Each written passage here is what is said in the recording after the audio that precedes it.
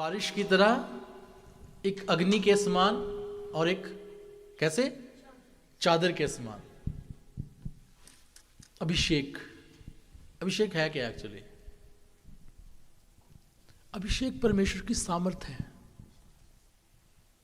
परमेश्वर की पावर है, परमेश्वर की शक्ति है। अभिषेक परमेश्वर की कुदरत है, परमेश्वर की ताकत है अभिषेक। और हम मांगते हैं ताजा अभिषेक, ताजा मसा, ऐसे ही है। क्या मांगते हैं? ताजा अभिषेक, फ्रेश अनॉइंटिंग। इसका मतलब यह है कि अभिषेक स्टेल भी हो सकता है, मतलब बेया भी हो सकता है, ये ऐसा ही है। We need to polish that, we need to go for that. परमेश्वर के कलाम में लिखा है,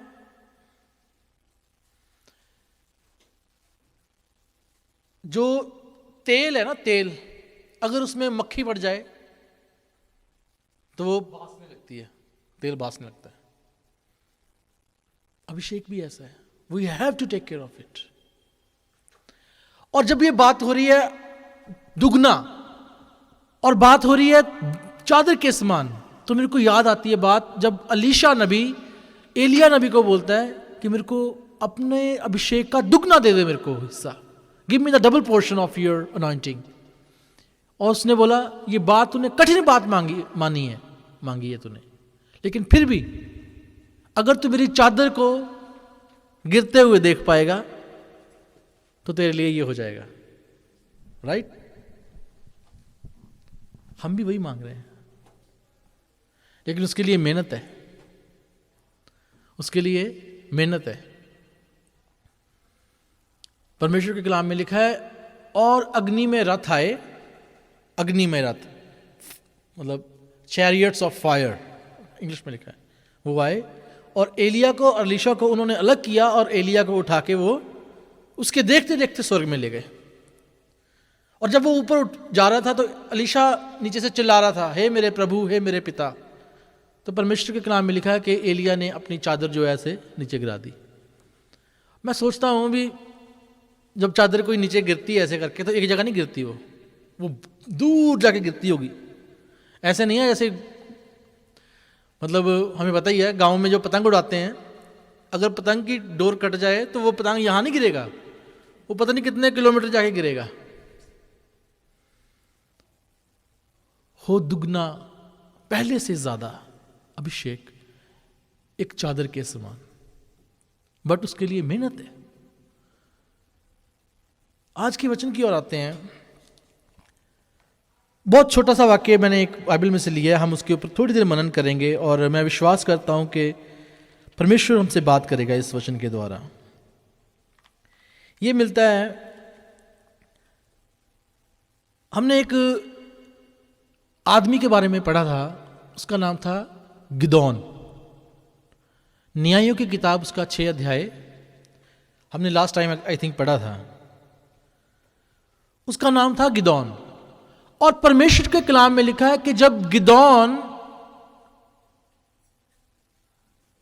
गेहूं छांट रहा था, मतलब उसमें से जो बीज निकालते हैं, छांटते हैं ना गेहूं को, फटक रहा था उसको, तो परमेश्वर का दूत उससे आके बात करने लगा और उसको बोलता, हे शूरवीर शूरमा, परमेश्वर तेरे संग है। वो कहता परमेश्वर मेरे संग नहीं है।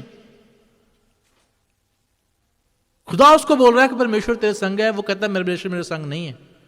अगर परमेश्वर मेरे संग होता तो हमारी ये हालत ना होती जो अभी है। हम तो दुर्दशा में पड़े हैं। और परमेश्वर के कलाम में लिखा है कि जो लोग थे, 3 तरह के लोग थे, मिद्यानी, अमालेकी और पूर्वी लोग, 3 जातियां लगातार इजराइलियों के ऊपर हमला कर रही थी और वो उनको मारते नहीं थे, लेकिन वो करते क्या थे, उनकी जो फसल थी उसको आग लगा देते थे, उनकी जो दाख की बारियां थी उनको काट देते थे। और वो आते भी तब थे जब फसल काटने का समय होता था, ताकि उनको खाने के लिए कुछ ना बचे। लिखा है उनके गाय, बैल, गधे सब कुछ ले जाते थे, वो कुछ भी नहीं छोड़ते थे उनके लिए। और इजरायली लोग बड़ी दुर्दशा में पड़े और वो जाके पहाड़ों की दरारों में और गुफाओं में जाके छुप गए क्योंकि ये लिखा है ये टिड्डियों की तरह, इंग्लिश में लिखा है ग्रास होपर्स। टिड्डी का होता है ना, ग्रीन ग्रीन वाले, है ना, टिड्डी। लिखा है टिड्डियों की तरह आते थे, इतनी संख्या थी उनकी। और इजरायली बड़ी दुर्दशा में पड़े। और जब वो दुर्दशा में थे, परमेश्वर का दूत गिदोन के पास आया और गिदोन अकेला छुपकर, थोड़ा सा गेहूं बचा था उसके पास, उसमें से वो दाने निकाल रहा था। खुदा का दूत कहता है परमेश्वर तेरे साथ है। वो कहता है नहीं है, अगर होता तो हमारी ये हालत ना होती। हम इस समय बहुत बार, कई बार हमारे जीवन में यही हालत होती है। हम बहुत मेहनत करते हैं, बहुत मशक्कत करते हैं हम, लेकिन हमारी हर चीज जो है वो कुछ ना कुछ चीज निकाल लेके जाती है। मतलब हमारी कमाई को कोई ले जाता है, हम मुश्किल में रहते हैं, हम बीमारी में रहते हैं, हम परेशानी में रहते हैं, कुछ ना कुछ निकलता रहता है। और इजराइलियों की यही हालत थी। और हम सोचते हैं परमेश्वर हमारे साथ नहीं है, खुदा हमारे साथ नहीं है। उसी समय परमेश्वर कहता है मैं तेरे साथ हूं, मैं तेरे, बल्कि खुदा का कलाम कहता है कि मैं तो उन्हीं को ढूंढने आया हूं जो दुर्दशा में पड़े हैं। प्रभु यीशु मसीह ने क्या बोला? मैं आया हूं कि जिनके पास जीवन नहीं है उनको जीवन दूं। यही बोला, मैं आया हूं जो लोग अंधेरे में चल रहे हैं उनको रोशनी मिले, जो दुर्दशा में पड़े हैं। खुदा का कलाम कहता है प्रभु यीशु मसीह आए कि उनको उसमें से निकाल ले। और यहां पे परमेश्वर का दूत आके गिदोन के पास खड़ा होकर बोलता है हे शूरवीर सूरमा, परमेश्वर तेरे साथ है। वो कह रहा नहीं है। इस वचन को हम पढ़ते हैं, हम 6 ऑलरेडी हमने पढ़ लिया, 7 चैप्टर पढ़ते हैं और न्यायियों 7 बाब 9 से 24 पढ़ देते हैं। उसके बाद परमेश्वर उसको कहता है भी मैं इजराइलियों को, इन जो लोग हैं इनके ऊपर विजय दूंगा, और अब तू जाके अमालेकियों, मिद्यानियों और पूर्वी लोगों को मार ले, खत्म कर उनको, मैं तेरे साथ हूं। लुक्स वेरी वेरी इम्पॉसिबल, बहुत ज्यादा इम्पॉसिबल लगता है। अब पढ़े इसको 7 बाब की, हम उसके ऊपर मनन करेंगे थोड़ी देर। उसी रात को यहोवा ने उससे कहा, उठ छावनी पर चढ़ाई कर, क्योंकि मैं उसे तेरे हाथ कर देता हूँ।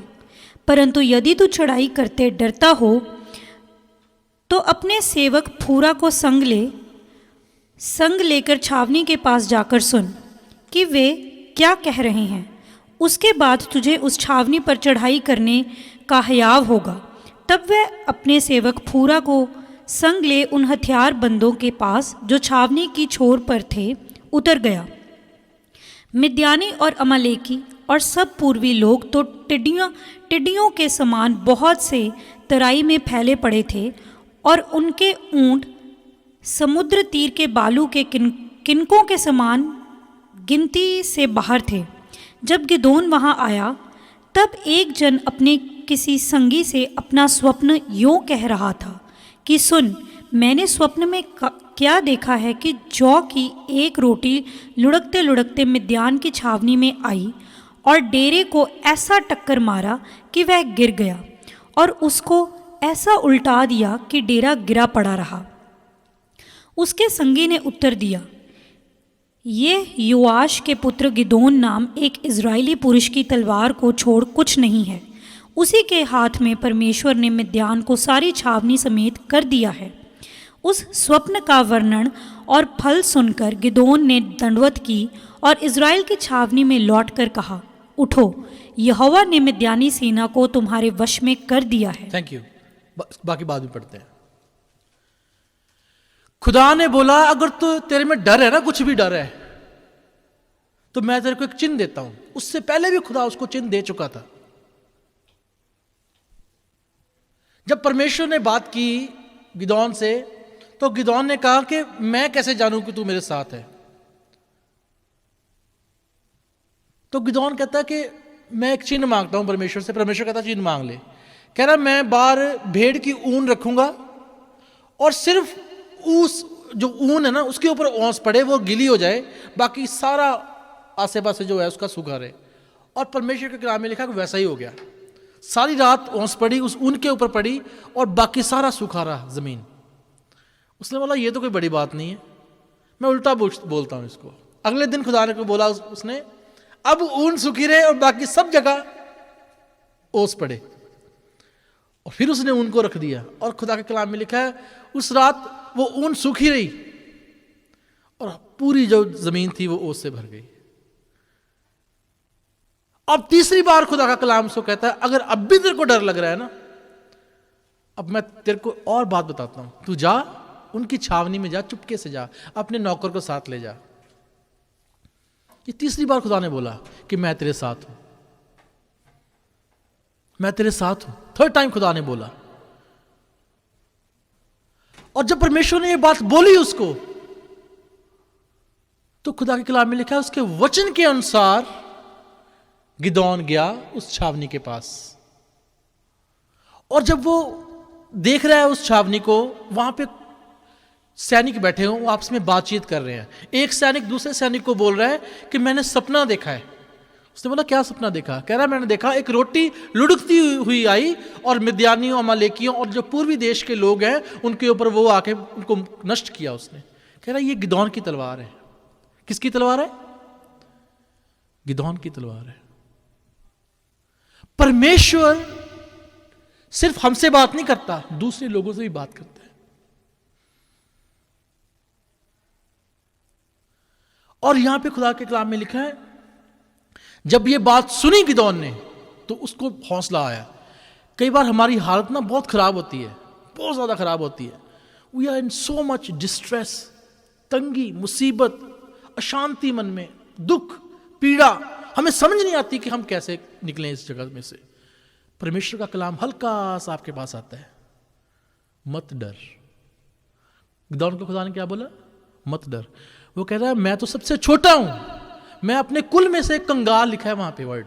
अब 6वां चैप्टर पढ़ना, वहां लिखा है मेरा कुल भी कंगाल है, मेरा परिवार कंगाल है, गरीब है, मैं कैसे जाऊं और वहां पे इतनी बड़ी सेना के साथ युद्ध करूं? परमेश्वर कहते हैं नहीं, मैं तेरे साथ हूं, you don't worry about that, मैं तेरे साथ हूं। और जब ये बात बोली खुदा ने, तो खुदा ने इसको बोला कि मैं तेरे को चिन्ह के द्वारा बताता हूं कि मैं तेरे साथ हूं। अब मैं अपने इस पे आ रहा हूं, अपने वचन के ऊपर आ रहा हूं। खुदा के कलाम में लिखा है जब ये बात हुई तो उसको हौसला हुआ, उसको पता लग गया हाँ कि परमेश्वर ने अब मेरे से बात की है। पहले उस समय तक वो डरा हुआ था, हालांकि वो तैयार था लेकिन फिर भी युद्ध करने से डर रहा था क्योंकि उसके पास लोग नहीं थे इतने। और वहां पे लिखा है वो टिड्डियों के समान लोग थे जो उसके विरोधी थे।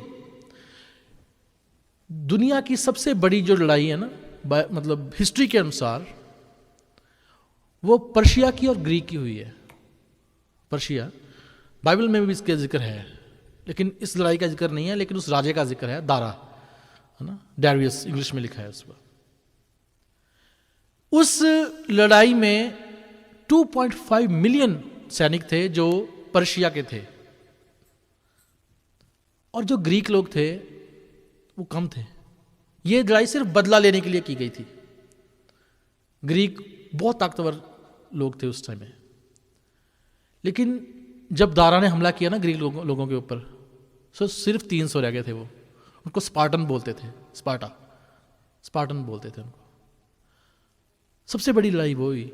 और यहां पे भी हम देखेंगे कि परमेश्वर ने सिर्फ 300 लोगों के द्वारा इतनी बड़ी सेना को हरा दिया, लेकिन कारण परमेश्वर साथ था, परमेश्वर साथ था। अब ये बात हुई जब सब कुछ हो गया, तो परमेश्वर के कलाम में लिखा है कि खुदा ने बोला गिदोन को, ओके तू अपने लिए योद्धा इकट्ठे कर अब जो इन लोगों से लड़ाई करे। और परमेश्वर के कलाम में लिखा है कि उसने, हम पढ़ते हैं इसको, सिस्टर आगे से पढ़ देना, जो इससे आगे आप पढ़ देना। तब उसने 300 पुरुषों के 3 झुंड किए और एक एक पुरुष के हाथ में एक नरसिंगा और खाली घड़ा दिया, और घड़ों के भीतर एक मशाल थी। फिर उसने उनसे कहा, मुझे देखो और वैसा ही करो। सुनो, जब मैं उस छावनी की छोर पर पहुंचूं, तब जैसा मैं करूं वैसा ही तुम भी करना। अर्थात जब मैं और मेरा सब संगी नरसिंगा फूंके, तब तुम भी छावनी की चारों ओर नरसिंगे फूंकना और ललकारना कि यहोवा की और गिदोन की तलवार। बीच वाले पहर के आदि में ज्यों ही पहरुओं की बदली हो गई थी, त्यों ही गिदोन अपने संग के 100 पुरुषों समेत छावनी की छोर पर गया और नरसिंगे को फूंक दिया और अपने हाथ के घड़ों को तोड़ डाला। तब तीनों झुंडों ने नरसिंगों को फूंका और घड़ों को तोड़ डाला और अपने अपने बाएं हाथ में मशाल और दाहिनी हाथ में फूंकने को नरसिंगा लिए हुए चिल्ला उठे, यहोवा की तलवार और गिदोन की तलवार। Thank you. ये तरीका है लड़ाई करने का।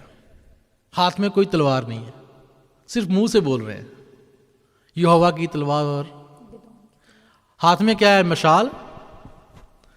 एक हाथ में पहले घड़ा था, वो भी तोड़ दिया, और दूसरे हाथ में क्या है? नरसिंगा, हाँ, शैफर जिसको बोलते हैं, है ना, नरसिंगा हाथ में दूसरा। ये लड़ाई करने का तरीका खुदा ने बताया।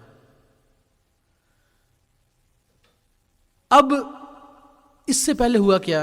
जब गिदोन ने कॉल की भी लोग आओ, हमने लड़ाई करने जाना है। लिखा है खुदा के कलाम में, अगर आप वर्ष 2 को पढ़े, वहां लिखा है बहुत सारे लोग जो है गिदोन के पास आए लड़ाई करने के लिए, योद्धा आए।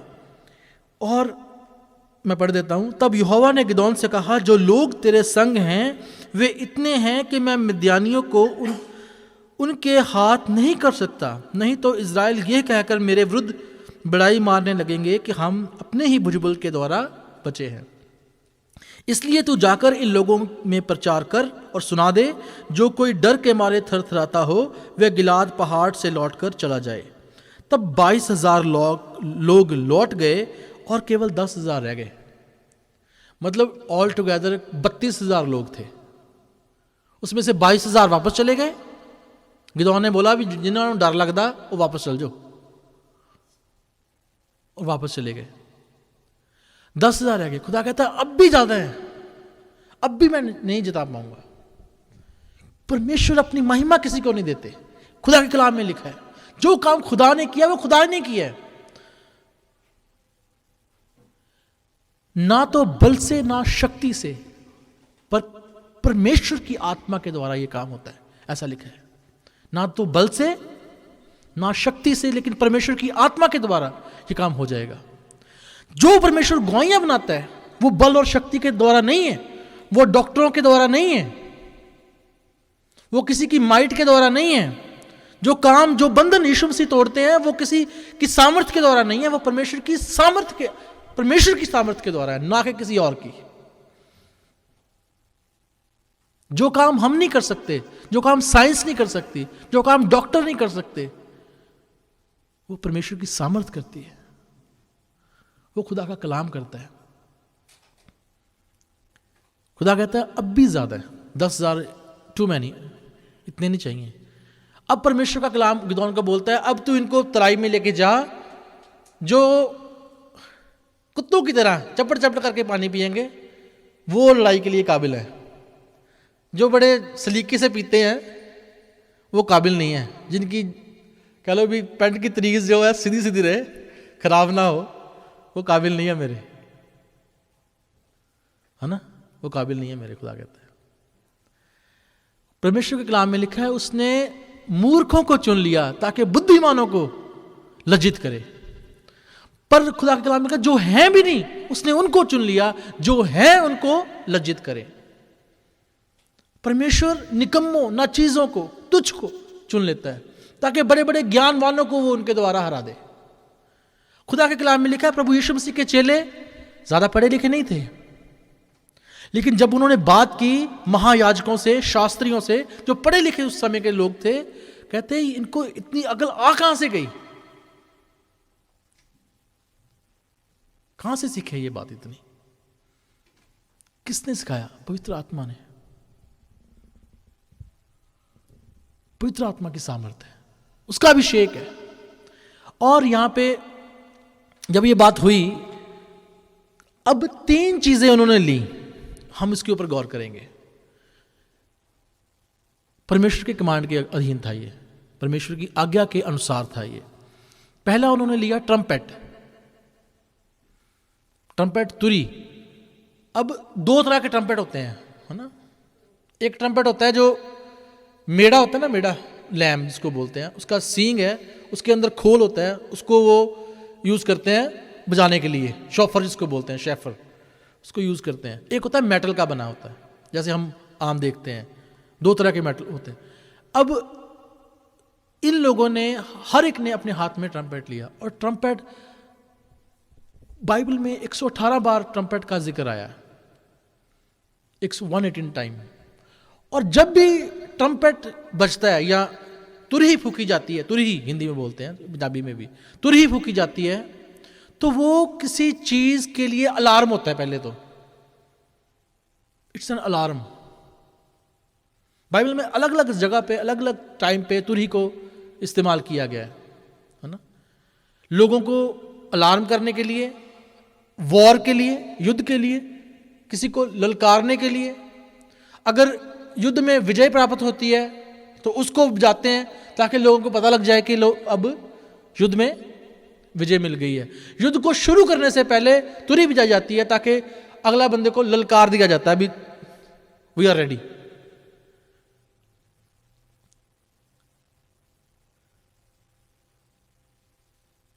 और एक बात और होती है तुरही की, परमेश्वर की महिमा के लिए। एक बात और है तुरही की, जब खुदा के कलाम लिखा, जब तुरही फूकी जाएगी तो प्रभु यीशु मसीह आएंगे। जब परमेश्वर ने पहली बार बात की इजराइलियों से, लिखा तुरही की आवाज आई। यहां पे खुदा का कलाम हमें कुछ सिखाता है। जब आप किसी जंग के अंदर हैं, हमेशा याद रखें कि खुदा की प्रेजेंस और संगति, टुगेदरनेस, ये तुरही की आवाज के ऊपर होती है, बहुत जरूरी है। गिदौन ने बोला तुम जब तुरही फूकना, इकट्ठे फूकना, टुगेदरनेस, अकेले के लिए नहीं फूकना। घड़ा तोड़ना है तो इकट्ठे तोड़ना, अकेले के लिए नहीं तोड़ना। और अपने मुंह से बोलते जाना, यहोवा की और गिदौन की तलवार, यहोवा की और गिदौन की तलवार। अगर हम चाहते हैं कि परमेश्वर हमारे जीवनों में काम करे, एक काम प्रभु जी ने सिखाया है। पता क्या सिखाया? जब 2 या 3 एक जगह पे होके मुझसे प्रार्थना करे तो मैं उनके लिए कर दूंगा, उसके लिए हो जाएगा। ये दिखाता है टुगेदरनेस को, संगति को। बहुत बार हम भागते हैं, संगति से भागते हैं। अगर हम विजय चाहते हैं ना, हमें मेहनत करने की जरूरत नहीं है। मेहनत तो करनी चाहिए, ऐसा नहीं कि मेहनत ना करो तो विजय मिल जाएगी, ऐसा नहीं है। लेकिन हमें तलवार चलाने की जरूरत नहीं है हाथ से, क्योंकि विजय जो है खुदा के कलाम में लिखा है, यहोवा देता है। अब जब ये बात चल रही है ना, परमेश्वर के कलाम में लिखा है, जब उन्होंने तुरही की आवाज सुनी वो डर गए लोग, और खुदा ने हर एक की तलवार उसके साथी के ऊपर, मतलब वो आपस में ही लड़ाई करना शुरू कर दिया। और दूसरी तरफ वो सिर्फ ललकार रहे हैं और बोल रहे हैं, यहोवा की और गिदौन की तलवार, यहोवा की और गिदौन की तलवार। अगर हम अपने जीवन में जयवंत होना चाहते हैं, फर्स्ट बहुत इंपॉर्टेंट है, परमेश्वर की कमांड के अंदर हमें होना चाहिए। परमेश्वर क्या चाहता है, मेरी बात समझ रहे? खुदा की command, it's very very important thing, very important thing. परमेश्वर की कॉलिंग आपके जीवन के लिए क्या है? परमेश्वर चाहता है कि आप उस जगह पे लड़ाई करें, फिर लड़ाई करें, युद्ध करें। अगर परमेश्वर चाहता है आप उस जगह से हट जाएं तो हट जाएं, डोंट स्टे देयर। ऐसा नहीं कि परमेश्वर कहता भी ये जगह छोड़ के भाग जाओ, ऐसा नहीं है। परमेश्वर की स्ट्रैटेजी के अकॉर्डिंग, परमेश्वर की कॉलिंग के अकॉर्डिंग आपको डिसीजन लेना है। और यहां पे प्रभु यीशु मसीह ने हमें साफ बोला है, जब हम प्रार्थना करते हैं तो हम टुगेदरनेस में प्रार्थना करें, एक कॉलिंग के अंडर प्रार्थना करें। उस प्रार्थना के द्वारा बड़े बड़े जो गढ़ हैं वो ढह जाएंगे। खुदा के कलाम में लिखा है, यहोशू की किताब उसका 6 अध्याय 21 से 23 पढ़ते हैं। यहोशू 6 21 से 23। जब इजराइली कनान की ओर जा रहे थे तो परमेश्वर के कलाम में लिखा है कि सामने एक शहर आया जिसका नाम था यरीहो। लेकिन उस यरीहो की जो दीवारें थी, जो उसकी जो शहरपना थी, वो इतनी ऊंची थी, इतनी ज़बरदस्त थी कि वो उस पे फतेहमंद नहीं हो पा रहे थे, वो उस पे फतेहमंद हो नहीं सकते थे। पढ़ना क्या लिखा है? और क्या पुरुष, क्या स्त्री, क्या जवान, क्या बूढ़े, वर्ण बैल, भेड़ बकरी, गधे और जितने नगर में थे, उन सबों को उन्होंने अर्पण की वस्तु जानवर जानकर तलवार से मार डाला। नहीं, योशू पढ़ रहे हैं आप? जी। योशू 6:21 से 23, यही है। तब यहोशू ने उन दोनों पुरुषों से जो उस देश का भेद लेने गए थे कहा। नहीं पढ़ना, आगे पढ़ना।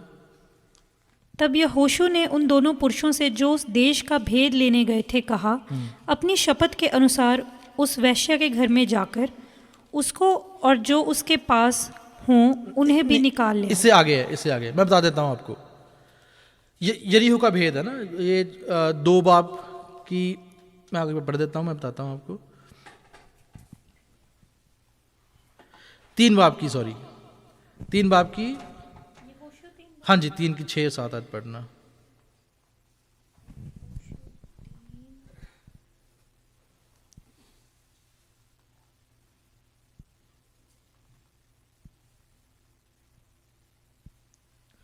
मैं पढ़ देता हूं। यहां पे ऐसा लिखा है, तब यहोशू ने याजकों से कहा, वाचा का संदूक उठाकर प्रजा के आगे आगे चलो। तब वे वाचा का संदूक उठाकर आगे आगे चले। तब यहोवा ने यहोशू से कहा, आज के दिन मैं सब इजराइलियों के सन्मुख तेरी प्रशंसा करना आरंभ करूंगा, जिससे वे जान लें कि मैं मूसा के संग रहता था, वैसे ही तेरे संग भी हूं। और तू वाचा के संदूक के उठाने वालों याजकों को आज्ञा दे कि जब तुम यरदन के जल के किनारे पहुंचो तब वहां पे खड़े रहना। इसके बाद जब वो यरीहो में प्रवेश करने लगे तो परमेश्वर के कलाम में लिखा कि 7 दिन तक परमेश्वर ने उनको बोला कि यरीहो की दीवार के चक्कर लगाओ। कितने दिन तक? और 7वें दिन परमेश्वर ने बोला, तुमने सिर्फ नरसिंगा फूंकना है और जय जयकार करनी है। और खुदा के कलाम में लिखा, जब ये कब बात कर रहे थे वो दीवार ढह गई। परमेश्वर के वचन के अकॉर्डिंग अगर हम खड़े होते हैं, परमेश्वर काम करते हैं। परमेश्वर के वचन के बाहर नहीं, अंदर, परमेश्वर की कमांड के अंदर, व्हेन वी स्टे देयर, परमेश्वर कहते हैं फिर करना है। दाऊद ने परमेश्वर से पूछा, क्या मैं युद्ध करूं, मैं हमला करूं फिलिस्तीनियों के ऊपर? परमेश्वर कहता नहीं, अभी रुक जा, अभी समय नहीं है। उसके बाद फिर दाऊद ने पूछा, क्या मैं हमला करूं? प्रभु कहते हैं हाँ हमला कर। अब उसका भी परमेश्वर ने स्ट्रैटेजी बताई कब हमला करना है। अगर परमेश्वर, जो हमारे जीवन में परमेश्वर की योजना है, हम चाहते हैं कि हम परमेश्वर हमारे जीवन में वो योजना पूरी करे, हमें परमेश्वर की कॉलिंग के अंडर परमेश्वर की आवाज को सुनना जरूरी है, बहुत जरूरी है। बहुत बार हमारे जो रुके हुए काम है, हम बहुत प्रार्थना करते हैं, बहुत प्रार्थना करते हैं, बहुत प्रार्थना करते हैं, ये काम नहीं बन रहा, ये काम नहीं बन रहा, ये काम नहीं। परमेश्वर कहते हैं मैंने तेरे को बोला था यहां से हट जा। हम कहते हैं नहीं मैं तो हमला करूंगा। परमेश्वर कहते हैं ना रुक जा। हम कहते हैं नहीं अभी समय आ गया कि मैं अब अप्लाई कर दूं जॉब के लिए। प्रभु कहते हैं रुक जा।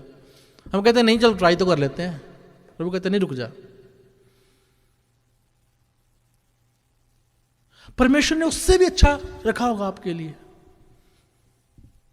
है ना। ब्रदर अमजद की वाइफ सिस्टर अमन, है ना, 2 बार इनका रिफ्यूजल आया, है ना, विजिटर पे। तीसरी बार खुदा ने वर्क परमिट पे ले आए खुदा। और विद इन फ्यू मंथ्स ऐसे हुआ, फ्यू डेज नॉट मंथ्स, है ना। परमेश्वर की कमांड के अंदर परमेश्वर ने आपके लिए सबसे उत्तम चीज रखी हुई है। अब खुदा जब ये चाहता है कि आप के जीवन में परमेश्वर ये काम करे, तो परमेश्वर की इच्छा को हमने सुनना जरूरी है। बहुत सारे, अब क्वेश्चन आपके आंसर पे आ रहा हूं मैं, बहुत सारे लोग ये कहते हैं भी हम परमेश्वर की आवाज़ को कैसे सुने, भी हमें तो पता ही नहीं परमेश्वर की आवाज़ क्या है, राइट? बहुत इजी है, इट्स वेरी वेरी सिंपल। मैं एक सिस्टर से बात कर रहा था, वो कहते भी हमने मतलब हमारे गुरुजी भी जो थे, बहुत बार बहुत ऋषि तपियों ने, ऋषि मुनियों ने परमेश्वर को ढूंढने की कोशिश की। अगर हमने परमेश्वर को ढूंढने की कोशिश की, क्या परमेश्वर ने कभी ढूंढने की कोशिश नहीं की इंसान को जिसको उसने अपने शक्ल पे बनाया? आंसर है यस। रोमी की किताब में लिखा है कि पर इंसान ने परमेश्वर की आवाज को सुना ही नहीं, अपने मन की लालसाओं की वजह से, अपनी इच्छाओं को पूर्ति के लिए। खुदा के कलाम में लिखा है कि उन्होंने परमेश्वर की महिमा को चौपायों में रेंगने वाले जंतुओं की मूर्तियों में बदल डाला। परमेश्वर ने उनको ढूंढा, चाहा कि मैं इनको अपने वापस ले लूं। आदम का जो पाप है, एक्चुअली आदम का पाप जो है वो पाप है क्या? परमेश्वर की आज्ञा का उल्लंघन, परमेश्वर की इच्छा को तोड़ना या परमेश्वर की मर्जी को पूरा ना करना, दैट इज सिन। अगर यहां हम कनाडा में रहते हैं, अगर यहां का लॉ है तो हम उसको तोड़ेंगे तो हम अपराधी हैं। अगर यहां पे लॉ नहीं है, मान लो बाहर जो स्पीड वेज है उसकी स्पीड की कोई लिमिट नहीं है, हम ड्राइव कर रहे हैं तो हम लॉ नहीं तोड़ रहे। लेकिन अगर ये लॉ बन गया कि इसकी स्पीड 50 है, अगर हम उसको तोड़ेंगे तो हमारे लिए वो लॉ, हम उल्लंघन कर रहे हैं उसका, दैट इज पनिशेबल। परमेश्वर का कलाम भी यही है। परमेश्वर ने हमारे लिए एक वचन बोला, भी ये तेरे लिए वचन है, भी तू ये फल ना खाना। अगर मैं उस वचन को तोड़ता हूं तो मेरे लिए वो क्या है? पाप है। परमेश्वर की आज्ञा का उल्लंघन ही पाप है एक्चुअली। इंसान अपनी इच्छाओं की पूर्ति के लिए हमेशा परमेश्वर की आज्ञाओं को तोड़ता रहा है, क्योंकि इंसान में परमेश्वर ने 3 चीजें रखी हैं, रूह, जिस्म और जान। आत्मा, आपकी जान, और फ्लैश, जिस्म। जब इंसान खत्म होता है, उसका प्राण निकल जाता है, तो परमेश्वर के कलाम में लिखा है कि आत्मा जो है वो परमेश्वर के पास लौट जाती है, जहां न्याय के लिए स्थिर रहती है। अब कई उसको अलग अलग तरीके से बयान करते हैं, कई अलग अलग तरीके से बोलते हैं। कई कहते हैं जी निर्वाणा हो गया, कई कहते हैं स्वर्ग सुधार गया, है ना, कई कहते हैं जी चल बस से।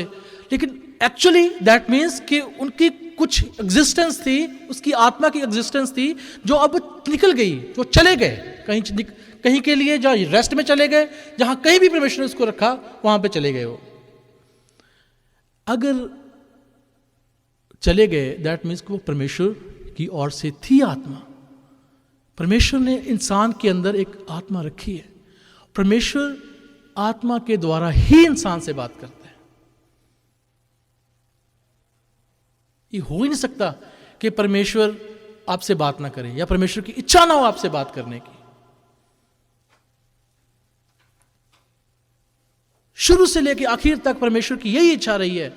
प्रभु यीशु मसीह का आना इस जमीन के ऊपर वो परमेश्वर की इच्छा का पार्ट था, है ना। खुदा के कलाम में लिखा है अगर प्रभु यीशु मसीह ना आते हमें परमेश्वर की एग्जिस्टेंस का नहीं पता लगता कि परमेश्वर का में प्यार है, परमेश्वर है कैसा। नहीं तो अदरवाइज तो परमेश्वर के को हम लोग क्या जानते थे? गुस्से वाली आग, है ना, भस्म करने वाली आग। लेकिन प्रभु यीशु मसीह के आने के द्वारा हमने प्रभु के प्रेम को जाना कि वो प्रेम करने वाला परमेश्वर है। He is the loving father. पिता है वो हमारा जो हमसे प्रेम करता है, और वो नहीं चाहता कोई जान नाश हो। बहुत सारे लोग ये क्वेश्चन करते हैं, प्रभु यीशु मसीह के बलिदान से अब मेरे को क्या फायदा हुआ? बलिदान तो उसने दिया, मेरे को क्या फायदा हुआ? खुदा का कलाम इसका आंसर देता है, बहुत सिंपल आंसर है। एक आदम के द्वारा पूरी कायनात में पाप आया। एक आदम ने फल, परमेश्वर ने जो आज्ञा दी थी उसको तोड़ा, और पूरी आदम जात में वो पाप आ गया। अब एक इंसान जिसको परमेश्वर ने खुद अपने रूप में से भेजा, वो आया, वो निष्कलंक निष्पाप लिखा है उसके बारे में। और बिना लहू बहाए, खुदा के कलाम में लिखा है, पापों की क्षमा नहीं है। उसका लहू बहाना जरूरी था। और जब प्रभु यीशु मसीह आए तो उन्होंने अपना लहू बहाया ताकि एक निष्कलंक मेमना जिसने कोई पाप नहीं किया, उसका लहू बहाने के द्वारा हम सब में वो जीवन आ गया। जैसे पहले आदम के द्वारा पाप आया, खुदा के कलाम में लिखा है दूसरे आदम के द्वारा जीवन आया। पहले आदम ने मृत्यु को पैदा किया, दूसरे आदम ने मृत्यु के ऊपर विजय प्राप्त की। इसलिए प्रभु यीशु मसीह के ऊपर जो मौत है वो फतेहमंद नहीं हो पाई। क्यों? क्योंकि उसमें पाप नहीं था। पाप की मजदूरी मृत्यु है। मृत्यु उसी इंसान के ऊपर, उसी चीज के ऊपर काबिज होती है जिसमें पाप हो। जिसमें पाप नहीं है, मृत्यु का उसके ऊपर कोई अधिकार नहीं है। इसलिए प्रभु यीशु मसीह के ऊपर मृत्यु का कोई अधिकार नहीं था। प्रभु जी कहते हैं मैं अपनी जान देता हूं, वापस मैं अपनी जान ले लूंगा। मुझे उसको देने का भी अधिकार है जान को, और वापस लेने का भी अधिकार है। प्रभु यीशु मसीह ने बोला, और कोई नहीं बोल सकता ये। नोबॉडी। सब आए, चले गए। क्यों? क्योंकि बीज आदम का सब में के अंदर था। प्रभु यीशु मसीह में आदम का बीज नहीं था। खुदा के कलाम में लिखा है वो स्त्री से जन्मा। अब उस पर भी क्वेश्चन उठते हैं, वो कैसे जन्मा? उसका सिंपल आंसर वही है, पवित्र आत्मा की सामर्थ। पवित्र आत्मा की सामर्थ अगर आपसे बात करती है, पवित्र आत्मा की सामर्थ मेरे से बात करती है, पवित्र आत्मा किसी से भी बात कर सकता है, तो पवित्र आत्मा की सामर्थ्य के द्वारा परमेश्वर के कलाम में लिखा है कि वो स्त्री के पेट में पैदा हुआ। अब ये परमेश्वर है, ही इज गॉड। कोई इस पर किंतु परंतु नहीं कर सकता। अगर प्रभु यीशु मसीह पानी के ऊपर चले तो पानी का जो लॉ है उसके ऊपर फोर्स जो है उसके बराबर होनी चाहिए, तब जाके फ्रिक्शन बनती है। प्रभु यीशु मसीह आकाश के ऊपर उठाए गए तो हवा में कोई उड़ नहीं सकता बिना कोई और फोर्स के। सो ग्रेविटेशनल फोर्स खींचती है, लेकिन he is God, he is everywhere. In fact जो प्रभु यीशु मसीह मर के जी उठे, खुदा के कलाम में लिखा है चेले अपने अंदर थे, रूम के अंदर थे, दरवाजे बंद थे, प्रभु यीशु मसीह उनके बीच में आके खड़े हो गए, बिकॉज ही इज गॉड। मैं फिर अपनी बात पे आता हूं। खुदा के कलाम में लिखा है जब गिदोन ने नरसिंगा फूंका और उसके साथियों ने नरसिंगा फूंका और सिर्फ मुंह से बोला यहोवा की और गिदोन की तलवार। ये वचन आत्मा की सामर्थ्य को दर्शाता है। खुदा के कलाम में लिखा है, परमेश्वर का कलाम कहते हैं रूह की तलवार जो परमेश्वर का वचन है वो ले लो। हेलो, रूह की तलवार। खुदा के कलाम में लिखा है परमेश्वर का वचन दो धारी तलवार है, वो छेदता है, वो गुर्दों को चीर देता है। ऐसे नहीं कि असली लोहे की तलवार लेकर किसी के पेट में घुसा दो, नहीं, वचन तलवार है खुदा का। वो गुर्दों और लिखा है सिर्फ छेदता नहीं है, जांचता भी है। जांचता समझते क्या होता है? हमें परमेश्वर के वचन के सामने खड़े होकर अपने आप को परखना है। वो आपको जांचेगा कि आप उस लेवल में हो कि नहीं हो, आप परमेश्वर के वचन के अकॉर्डिंग हो कि नहीं हो। खुदा के वचन में सामर्थ्य है। और जब ये गिदोन ये बात बोल रहे हैं ना यहोवा की तलवार, तो सामर्थ्य निकल रही है, परमेश्वर का आत्मा वहां पे काम कर रहा है, क्योंकि परमेश्वर के कलाम में सामर्थ्य है। यह लिखा हुआ है खुदा के कलाम में। इफिशियंस 6:17 पढ़ेंगे नहीं, मैं बता देता हूं। इफिशियों उसका 6 बाब 17 आयत लिखा है परमेश्वर के सारे हथियार बांध लो, और उस हथियारों में एक हथियार है आत्मा की तलवार जो परमेश्वर का वचन है। यही तलवार तो वो यूज कर रहा है। हमारे सिचुएशंस कोई भी हो, हम अपने मुंह से अंगीकार करें, परमेश्वर आपकी सिचुएशन को बदल देगा। हमने अपने जीवन में देखा है ये काम होते हुए, बीमारों को चंगे होते हुए देखा है, अभी भी हो रहे हैं। प्रभु यीशु मसीह कहते हैं अगर तुम मेरे पे विश्वास नहीं करते ना करो। किस पे विश्वास करो? जो काम मैं करता हूं उनके ऊपर विश्वास करो। सामर्थ्य है परमेश्वर की, परमेश्वर के मुंह में सामर्थ्य है। खुदा के कलाम में लिखा है उसके मुंह में से सामर्थ्य निकल के लोगों को चंगा करती थी।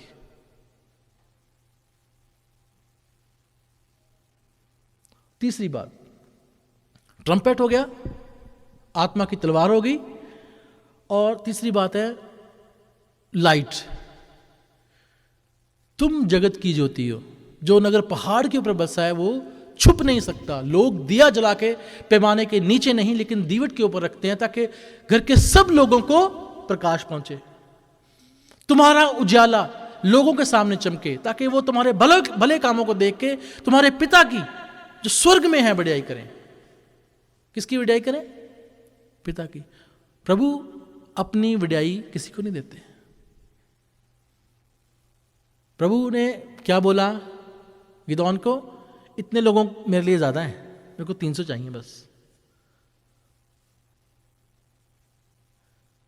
मशाल जो है वो हमारे जीवन को दर्शाती है। अगर हमारा जीवन जयवंत होगा, लज्जावान, क्या कहते हैं, लाइटेंड होगा, एनलाइटेंड होगा, हम बहुतों के लिए बरकत होंगे।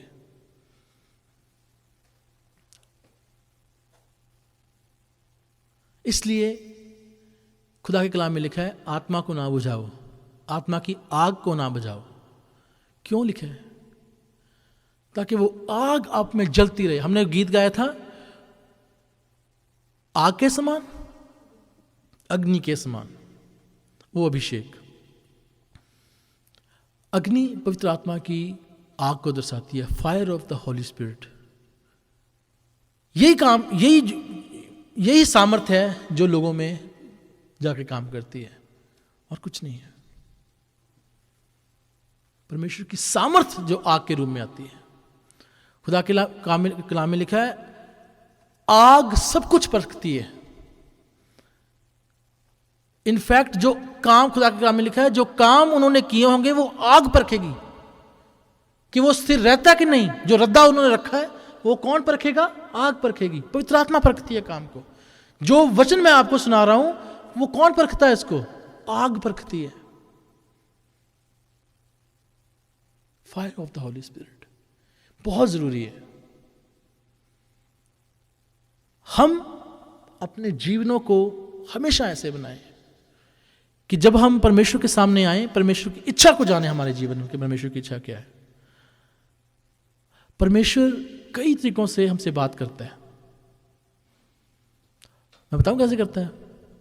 परमेश्वर सपनों के द्वारा आपसे बात करता है, दर्शनों के द्वारा आपसे बात करता है, अपने दूतों के द्वारा परमेश्वर आपसे बात करता है। परमेश्वर खुदा के कलाम के द्वारा, इस पवित्र बाइबल के द्वारा आपसे बात करेगा। परमेश्वर पवित्र आत्मा के द्वारा आपसे बात करता है। कई तरीकों से परमेश्वर आपके साथ बात करेगा। परमेश्वर आपके आस पास के एनवायरमेंट के द्वारा आपसे बात करता है। परमेश्वर लोग जो हैं, जो आपको जानते भी नहीं है, वो भी आपको आके बोलेंगे कि परमेश्वर की आपके लिए ये इच्छा है। जैसे हमने पढ़ा अभी, जो परमेश्वर को जानते भी नहीं है वो कहते हैं ये तो किसी और की नहीं, गिदोन की तलवार है ये। कई तरीकों से परमेश्वर आपसे बात करता है। इसके ऊपर हम किसी और दिन गौर करेंगे, परमेश्वर कैसे बात करता है, उसकी आवाज को कैसे सुनना है।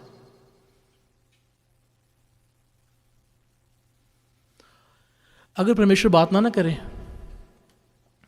दाऊद कहता है अपने आत्मा को मेरे से दूर ना कर। पता क्यों कहता है दाऊद? क्योंकि दाऊद राजा था, दाऊद चरवाहा था पहले। खुदा ने उसको, वो खुद कहता है कि मेरे को रूढ़ी में से खुदा ने उठा के पतवंतों में बिठा दिया। दाऊद ने शाऊल की हालत को देखा था कि जब परमेश्वर का आत्मा किसी के ऊपर से उठ जाता है उसकी हालत क्या हो जाती है।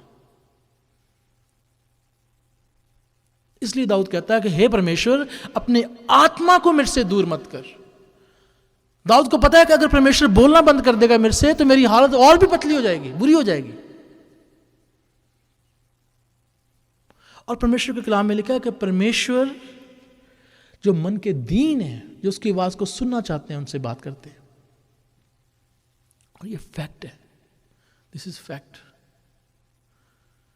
प्रभु यीशु मसीह के पास कुछ ग्रीक लोग आए। जब प्रभु यीशु मसीह ने अपना बलिदान देना था तो परमेश्वर के कलाम में लिखा कि जब वो यरूशलेम में गए, कौन? प्रभु यीशु मसीह और उसके चेले। और प्रभु यीशु मसीह ने अपने चेलों से पहले बोल दिया था कि मैं यरूशलेम में जा रहा हूं। अब अवश्य है कि मनुष्य का पुत्र जो है वो इनके हाथ पकड़वाया जाए, किनके हाथ? यहूदियों के हाथ, और वो उसको अन्य जातियों के हाथ सौंपे और वो मर जाए, और वो उस पर थूकेंगे, उस पर लान छान करेंगे और उसको क्रूस दे देंगे। ये बात प्रभु यीशु मसीह किसको बोल रहे हैं? अपने चेलों को बता रहे हैं। वहां पे लिखा है उससे पहले प्रभु ने प्रवेश किया, जिसको हम बोलते हैं विजयी प्रवेश। कौन सा प्रवेश? जिसको हम पाम संडे कहते हैं।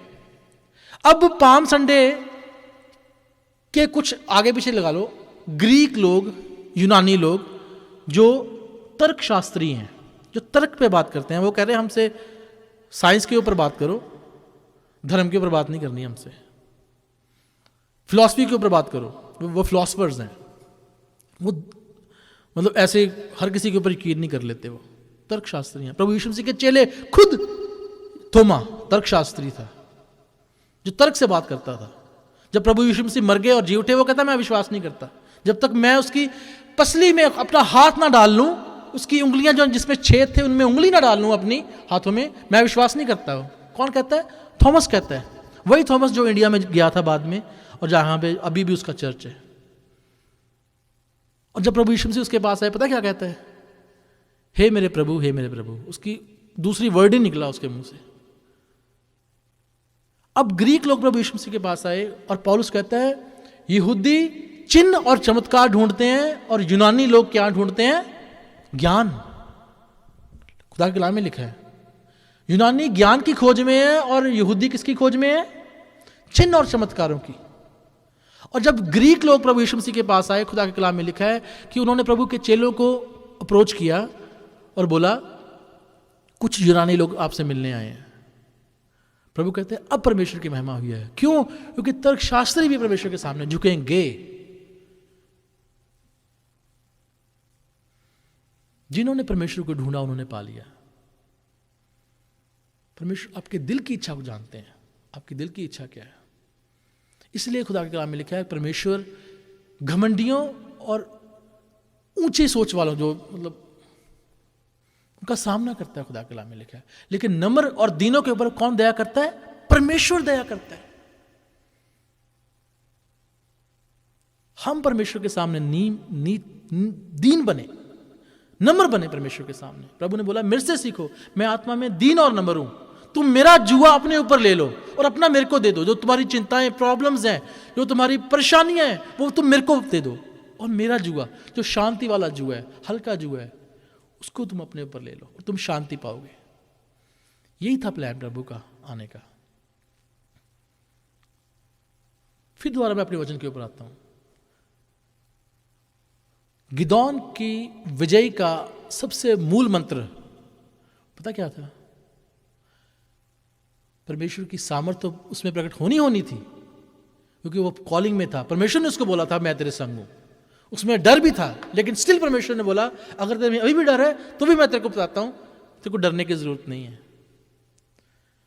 लेकिन उसकी विजय का मूल मंत्र है, सबसे जरूरी मंत्र है, जो उसने मुंह से बोला, उसके हाथ में जो पवित्र आत्मा की सामर्थ्य थी वो, और परमेश्वर के सामने उसका समर्पण, ये बहुत जरूरी है। अगर हम विजयी जीवन चाहते हैं तो अपने आप को परमेश्वर के सामने झुका दें। परमेश्वर आपकी सारी जरूरतों को पूरा करेंगे, है ना। खुदा के कलाम में लिखा है रात को चाहे रोना हो लेकिन सुबह जय जयकार होगी। अगर हम रात को, खुदा के कलाम में लिखा है, रोते हुए हम बीजेंगे लेकिन सुबह हम जय जयकार के साथ काटेंगे। परमेश्वर के कलाम में लिखा है, खुदा का कलाम कहता है चाहे मैं घोर अंधकार से भरी हुई तराई में होकर चलूं तो भी हानि से न डरूंगा। दैट मीन्स परेशानियां तो आएंगी, डरूंगा क्यों नहीं? परमेश्वर मेरे साथ है। साम्स 23 परमेश्वर के नाम लिखा है क्योंकि यहोवा मेरे साथ है इसलिए मुझे कोई घटी नहीं। चाहे मैं घोर अंधकार से भरी हुई तराई में होकर भी निकल जाऊं तो भी मैं हानि से नहीं डरता। क्यों नहीं डरता? क्योंकि यहोवा मेरे साथ रहता है। इस बात के ऊपर हमेशा विश्वास रखें कि परमेश्वर मेरे साथ है। जब परमेश्वर ने गिदोन को बोला कि हे शूरवीर सूरमा मैं तेरे संग हूं, पर वो कहता है कि मैं कैसे जानूं परमेश्वर मेरे संग है, हम तो मुश्किल में, हम दुर्दशा में पड़े हैं। यहोवा कहता है मैं तेरे संग हूं, मत कह, इसलिए आपकी परिस्थिति कोई भी हो, गॉड इज विद यू, प्रभु यीशु आपके साथ है, लेकिन उसकी आवाज को सुने। प्रभु क्या चाहते हैं? परमेश्वर आप सबको आशीष और बरकत दे। एक छोटी प्रार्थना करेंगे, उसके बाद सिस्टर की गवाही हम वो सुनेंगे। धन्यवाद प्रभु जी, आपका शुक्र करते हैं समय के लिए पिता परमेश्वर, आपकी बड़ी बड़ी मेहरबानियों के लिए प्रभु आपका धन्यवाद करते हैं। प्रभु यीशु मसीह के नाम से खुदा बाप आपके पास आते हैं, आपके चरणों में आते हैं प्रभु, आपके कदमों को चूमते हैं मेरे पिताजी, आपके नाम को जय जयकार कहते हैं प्रभु। आपका नाम सर्वोच्च है, सर्वोत्तम है प्रभु जी। आपके नाम में शिफा है खुदा बाप, आपके नाम में सामर्थ है पिता परमेश्वर, और आपका नाम जयवंत है पिता परमेश्वर। धन्यवाद करता हूँ प्रभु, शुक्र करते हैं प्रभु आपका, आपकी मेहरबानियों के लिए खुदा बाप। और प्रभु जी मैं प्रार्थना करता हूँ प्रभु, यहाँ पे हर एक जन प्रभु जो आपकी हुजूरी में बैठा है प्रभु जी, मैं प्रार्थना करता हूँ प्रभु हर एक के जीवन में प्रभु आप कार्य करें, अपनी उपस्थिति को प्रभु जी हर एक के जीवन में प्रभु आप दिखाएं खुदा बाप। और पिता परमेश्वर बहुत सारे प्रश्न हमारे जीवनों में प्रभु जी हैं खुदा बाप, आप स्वयं उसका उत्तर दें प्रभु, क्योंकि आप बात करते हैं, आप जीवित हैं प्रभु। आपका वचन कहता है जिसने आंख बनाई क्या वो नहीं देखता, जिसने मुंह बनाया क्या वो नहीं सुनता। आपका वचन कहता है कि मैं यहोवा सुनने वाला, देखने वाला, बोलने वाला, और मैं यहोवा चंगा करने वाला परमेश्वर हूं। प्रभु आपका धन्यवाद करते हैं खुदा बाप कि आपने हमें ये प्रिविलेज दिया प्रभु कि आपके चरणों में प्रभु हम बैठते हैं और आपके वचनों को प्रभु, आपकी आवाज को सुनते हैं पिता परमेश्वर। मैं धन्यवाद करता हूं खुदा बाप आपकी मेहरबानियों के लिए पिता परमेश्वर। शुक्र हो प्रभु आपका, धन्यवाद प्रभु जी। यहां पे बैठे हर एक जन को प्रभु यीशु मसीह के नाम से मैं बरकत देता हूं, और आपकी सामर्थ प्रभु हर एक के जीवन में काम करे प्रभु। हमारी जो भी परिस्थिति है खुदा बाप, you know better lord than we. प्रभु आप हमसे बढ़कर हमारी परिस्थितियों के बारे में जानते हैं, और पिता हम अपनी परिस्थितियों को, अपनी जरूरतों को प्रभु जी आपके चरणों में रख देते हैं प्रभु, आप पूरी करें। हमारी दुर्बलताओं को प्रभु, हमारी मांदगियों को प्रभु जी आपके हाथों में सौंप देते हैं प्रभु, आप पूरी करें प्रभु। धन्यवाद प्रभु जी आपका, शुक्र करते हैं पिता परमेश्वर आज के अच्छे वचन के लिए प्रभु आपका धन्यवाद करते हैं। पवित्र आत्मा आपका मैं धन्यवाद करता हूं आपके अभिषेक के लिए प्रभु, आपकी सामर्थ के लिए पवित्र आत्मा आपका शुक्र करता हूं। और पवित्र आत्मा जी आप यहाँ पे बैठे हर एक जन को छुए पिता परमेश्वर, आपकी सामर्थ काम करे प्रभु हर एक के जीवन में। हर तरह की बीमारियां, हर तरह की परेशानियां यीशु मसीह के नाम से जाती रहे, और प्रभु हम बड़े बड़े और अद्भुत कामों को प्रभु हर एक के जीवन में प्रभु, जो सुनने वाले हैं उनके जीवन में देखने पाए। बाकी के समय को प्रभु जी आपके हाथों में सौंपते हैं, जैसा आपका आत्मा चाहे प्रभु वैसे चलाए। सारी प्रार्थना प्रभु यीशु मसीह के नाम से मांगते हैं, सुने और पूरा करें, आमीन।